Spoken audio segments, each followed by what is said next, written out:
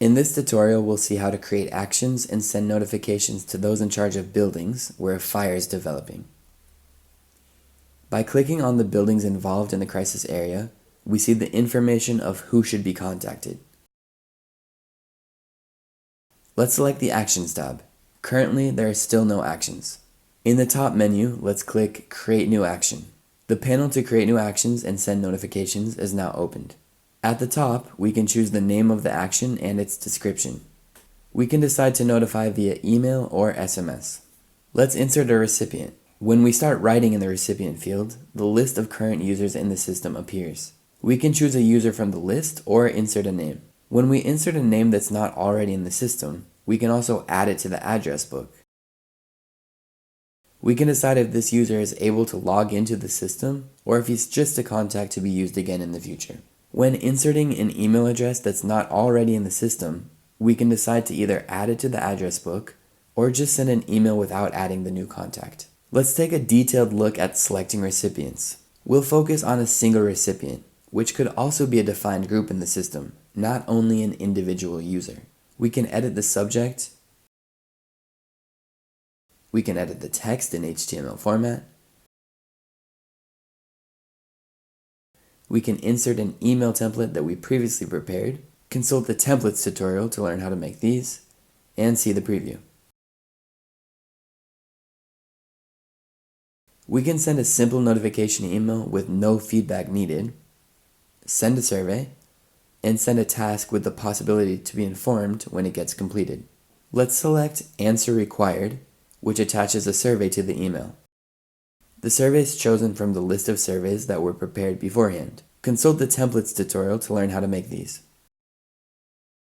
Let's choose the template related to a fire event.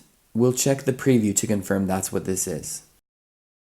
The View Recipients flag shows email recipients who the other recipients are. If this box isn't ticked, the recipients won't know who else received the email. If we tick the Allow Survey Forward flag, the survey you receive will allow you to choose email addresses to forward your responses to, as well as send them back to the system. By ticking the Show Previous Answers flag, the survey will arrive with previous responses already filled out. This is used when responses are sent multiple times to the same person in order to keep them updated. By right-clicking on a recipient, a menu appears that allows you to copy the subject, the text, and the email type for all other recipients. In the General Settings section, we can define the specifics for responses to surveys or tasks. Person Must Answer specifies if we expect all recipients to answer or if a smaller group is enough. The recipients must respond by the time entered in the Answers Must Arrive In field.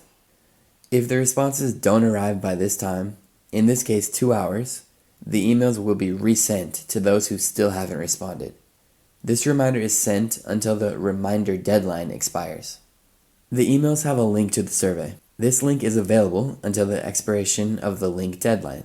The attachment section is explained in depth in its own tutorial.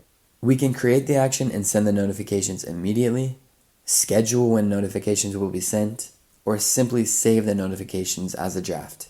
In this case, let's create the action and send the notifications immediately.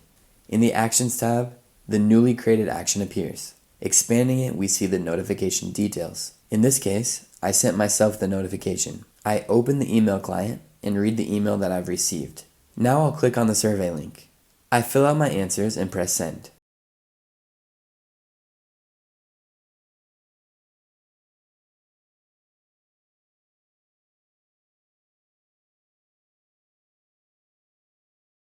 Let's suppose that in the meantime, another recipient is filling out his answers as well.